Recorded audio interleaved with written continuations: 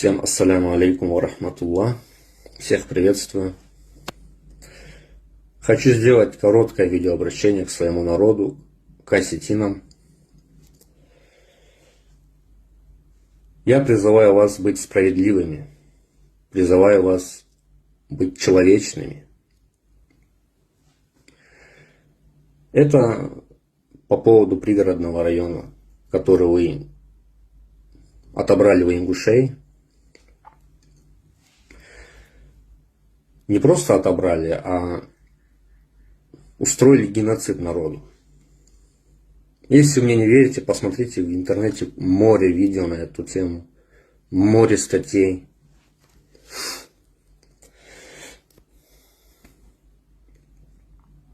Поэтому тут отмазки не катят. Даже нейтральные лица говорят, что мы не правы.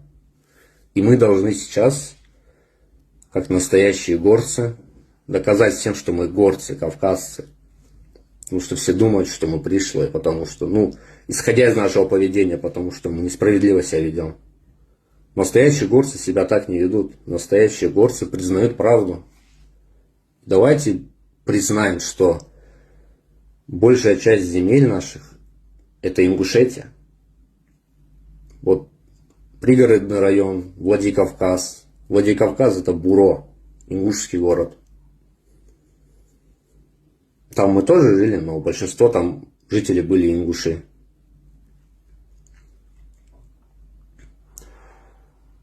Я не говорю возвращать эти земли, да, хотя мы обязаны, но так как там много людей живет уже, и навряд ли кто-то захочет покидать свои дома, правильно будет просто извиниться перед ингушами. Просто извиниться на камеру нескольким хотя бы. Тогда, я думаю, конфликт, если не будет прекращен, то хотя бы встанет на паузу. Но это лучше, чем все время враждовать.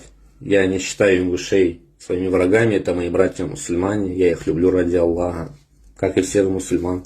И я люблю свой народ осетинский, да. И я не хочу, чтобы между моими братьями-мусульманами и моим народом были конфликты. Потом еще раз говорю своему народу: извинитесь просто и все. С меня все. Ассаляму алейкум всем.